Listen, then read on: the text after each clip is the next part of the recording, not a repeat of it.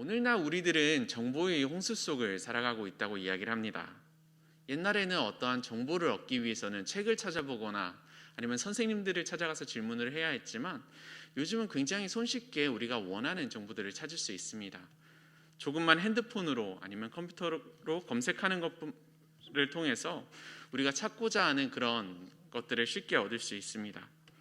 정보가 넘치는 그런 곳에서 그런 시대를 살아간다는 것은 우리 삶에 긍정적인 요소들도 있지만 사실 늘 좋은 것만 있는 것은 또 아닌 것 같습니다. 때로는 많은 정보들 속에서 거짓된 정보들이 있기도 하고요. 아니면 어떠한 우리가 잘못된 선택을 하게 되는 그런 경우들도 발생을 하게 됩니다. 어떠한 경우들은 너무 좋은 선택지들이 많아서 그 중에서 내가 무엇을 골라야 될지 모르는 그런 사태가 발생하기도 합니다. 그렇기에 오늘날에는 많은 정보들을 찾는 것보다도 그 속에서 정말로 나한테 필요한 그런 정보들을 찾고 그 정보를 이제 사용하는 것이 더욱더 중요해진다고 합니다. 바른 정보를 찾고 그 정보를 선택해서 정말로 잘 선택하는 것은 오늘날의 문제뿐만이 아니었던 것 같습니다. 오늘 본문의 말씀을 살펴보면 바로가 등장합니다. 그리고 이 바로에게는 어떠한 선택을 할 때, 어떠한 결정을 내릴 때 그의 결정을 돕는 많은 사람들이 있었습니다. 요술사들도 있었고 꿈을 해몽하는 사람들도 있었습니다. 때로는 조언을 통해서 이 바로왕이 올바른 선택을 하도록 이렇게 돕는 경우들도 있었습니다. 예를 들어 보자면 요셉의 때를 생각을 해본다면 하나님께서 주신 지혜를 통해서 요셉은 이 애굽 땅에 7년의 풍년과 7년의 흉년이 올 것을 알고 있었습니다. 그리고 그것을 바로왕한테 잘 전달해 주어서 그 애굽 땅과 그 주변의 많은 사람들이 목숨을 구하였다는 그런 내용들이 성경에 나와 있습니다. 하지만 반대로 조언을 해주는 사람들로 인해서 잘못된 선택을 오히려 하는 경우들이 있습니다. 바로 오늘 본문의 말씀들에 나타나는 그런 상황들인데요. 오늘 본문의 말씀을 살펴보면 모세가 바로왕을 찾아가 하나님의 명령을 전달하는 그런 내용이 나옵니다. 이미 한번 바로왕의 앞에 섰던 모세와 아론이지요. 그때 처음에 등장했을 때 이스라엘 백성들이 노역이 더 심하게 됐었던 적이 있었습니다. 그리고 두 번째로 오늘 이렇게 또 바로왕에게 모세와 아론이 나아가게 됩니다. 바로왕은 자신의 신하들과 함께 궁전에서 있었을 것입니다. 그리고 그곳에서 모세와 아론들을 마주하게 됩니다.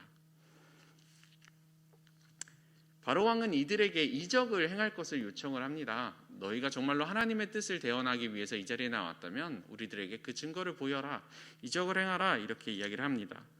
그리고 그 말을 들은 모세는 하나님께서 이미 명령하셨던 것처럼 지팡이를 던져서 그 지팡이가 뱀이 되도록 이렇게 바꾸는 이적을 행하게 됩니다.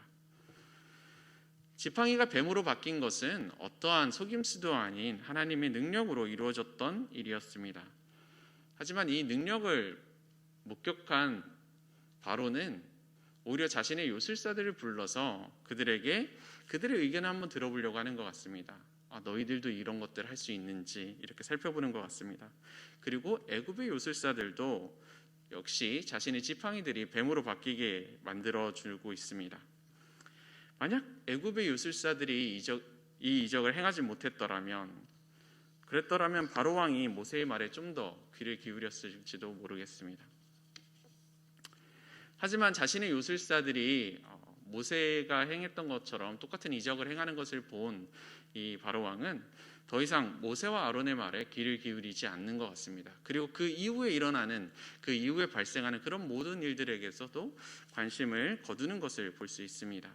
그렇기 때문에 모세의 지팡이가 다른 애굽 요술사들의 지팡이들이 변한 그 뱀들을 다 잡아먹는 것들을 제대로 살펴보지 못한 것 같습니다. 이게 첫 번째로 발생했었던 그런 문제였다면 두 번째 문제는 이어서 다음 날 나타나게 됩니다.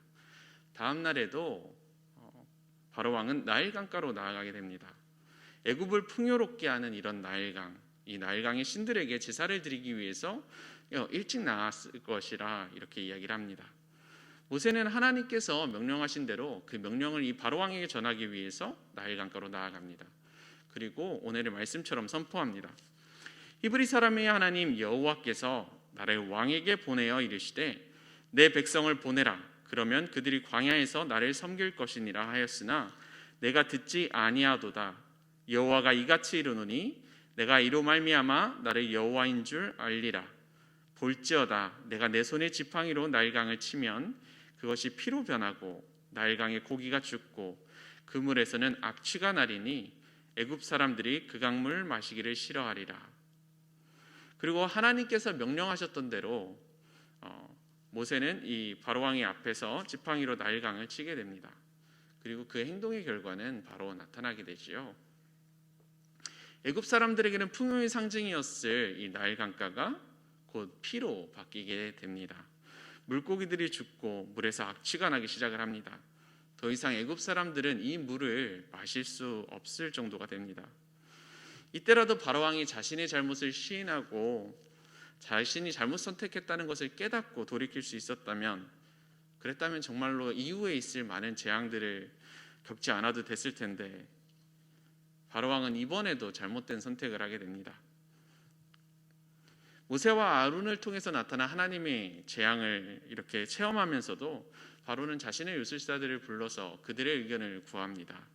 그리고 그들에게 이 재앙에 대해서 물었을 것 같습니다. 그때 이 요술사들은 자기들 또한 이와 같은 기적을 행할 수 있다며 물을 피로 바꾸는 그런 것을 보여주게 됩니다. 그리고 이것을 목격한 바로는 이 모세와 아론의 말을 듣는 대신에 또다시 그들의 요술사들의 이야기를 듣는 것 같습니다.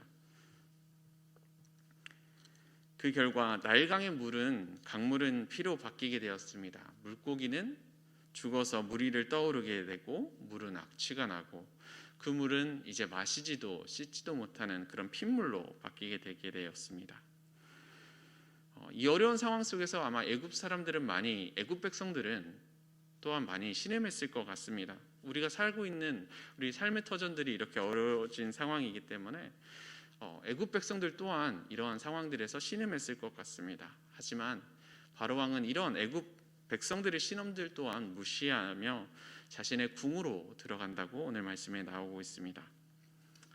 오늘 본문을 찾아보면 두 번의 이야기 속에서 바로왕은 하나님의 말씀을 대언하는 그런 모세와 아론의 말에 귀를 기울이는 것보다 애굽 요술사들의 말에 그들의 음성에 귀를 기울이는 모습이 나타났습니다.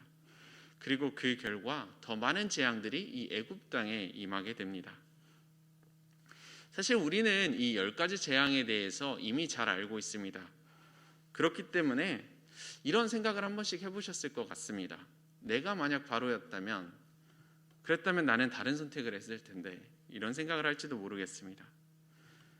하지만 오늘 우리에게 이 바로가 선택했던 그런 순간들이 찾아온다면 우리는 과연 어떤 선택을 하게 될까요? 오늘을 살아가는 우리들에게도 매 순간 다양한 선택의 순간들이 찾아옵니다.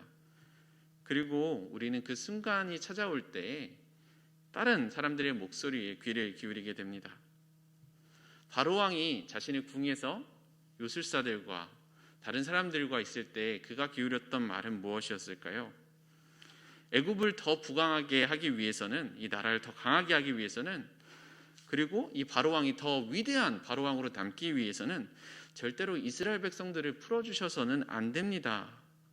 이들을 자유롭게 하셔서는 안 됩니다. 바로왕께서는 이들을 지배할 수 있는 커다란 왕궁이 있으시고 강력한 군대가 있으십니다. 그리고 이 땅을 바라보십시오. 이 땅에는 생명이 넘치는 나일강가가 있는 축복된 이런 땅입니다. 이 신전들을 바라보십시오. 이 애굽 땅에는 이 애굽을 지켜주는 수많은 신들이 있습니다.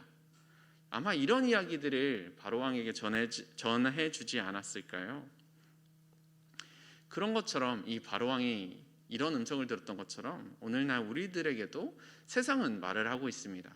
세상은 어떤 말로 우리들에게 이야기하고 있을까요? 세상이 부유함을 가지고 있다면, 세상에서 네가 권력을 가지고 있다면 너는 성공한 삶을 살아가고 있는 것이다. 세상 속에서 정말로 너희 참된 자유와 너희 평화를 누릴 수 있을 것이다. 이렇게 이야기를 하고 있습니다. 부활은 거짓된 것이라고 이야기를 할 것입니다. 그리고 예수 그리스도뿐만 아니라 이 세상을 살아간다면 정말로 많은 그런 길들이 열려 있을 것이라고 이야기를 합니다. 그리고 우리에게 지금의 삶을 누리라고 이렇게 이야기를 하고 있습니다. 바로 왕에게 수많은 선택의 순간들에 조언을 했었던 이런 요술사들처럼 오늘날을 살아가고 있는 우리들에게는 세상이 다양한 말로 속삭입니다. 이 세상에서 만족함을 누려 이런 식으로 이야기를 하고 우리에게도 잘못된 선택을 하도록 이렇게 종용하고 있습니다. 하지만 그렇기 때문에 이런 것들을 더욱더 잘 알고 있는 우리들이기 때문에 우리는 오늘 하루를 살아갈 때, 이 한 주를 살아갈 때 정말로 하나님께서 나한테 하시는 말씀이 무엇인지를 더욱더 잘 분별할 수 있어야 될 것 같습니다. 사실 우리에게 들려지는 말들은 너무나도 많이 있습니다. 그런데 그 중에서 정말로 하나님의 말씀이 무엇인지를 알고 그 참된 진리를 분별하는 능력이 우리들에게 오늘날 필요하다고 생각을 합니다.